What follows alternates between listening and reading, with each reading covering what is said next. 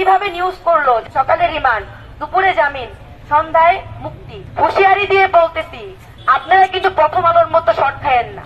এত সাংবাদিক আসছে একটাবার আমাদের কথা শোনার জন্য। এই মামলা যখন চলে আমি সব সাংবাদিকের পায়ে ধরে বলছি, ভাই একটা নিউজ করেন যে কেন আপোষনামা নিয়ে আসলো। আপনাদের মনে কি প্রশ্ন জাগে নাই? বিবাদী আপোষনামা নিয়ে যায়, বাদী কেন আপোষনামা নিয়ে গেছে? আপনাদের মনে কি এই প্রশ্নটা জাগে নাই?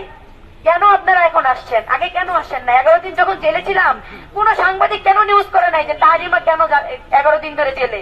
কেন এই প্রশ্নটা করে নাই? কিছু তথাকথিত সাংবাদিক আছে যারা আমার বয়স জানাও নিউজ করে যে আসলে জুলাই যোদ্ধা তাহারিমার বয়স কত। তারাও নিউজ করে যে আমি নাকি সময় টিভির মতো এত বড় একটা চ্যানেল কিভাবে নিউজ করলো যে আমি এই দুর্জয়কে হানি ট্র্যাপ করে ওইখানে নিয়ে গিয়ে ওকে ওর থেকে টাকা নিয়ে ওকে রাস্তায় ছেড়ে দিয়েছি, চৌরাস্তায় ছেড়ে দিয়ে আসছি। সময় টিভির মতো এরকম। এখন সময় টিভি এখানেই আছে। এখন যে সময় টিভিকে ভুয়া বলে নিউজ দেয়, সময় টিভি সেম কাহিনী আমাকে সবসময় ওরা নেগেটিভ ভাবে প্রেজেন্ট করে। ওনারা এইভাবে প্রেজেন্ট করছে, সকালে রিমান্ড, দুপুরে জামিন, সন্ধ্যায় মুক্তি। এটা কেমন কথা?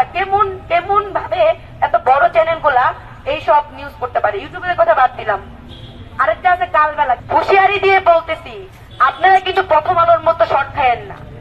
বারবার বলতেছি, আমরা কিন্তু হাজি ভাই চলে গেছে, কিন্তু হাজি ভাই আমাদেরকে শিখাই দিয়ে গেছে কিভাবে কোন সময় কি করতে হবে। আপনারা দয়া করে এতটুকু আপনাদের কাছে রিকোয়েস্ট, আপনারা ভালো হয়ে যান, নয়তোবা আপনাদের উপর আবার স্টুডেন্ট বা আমাদের যে ক্ষোভটা সেটা প্রকাশ হয়ে যাবে।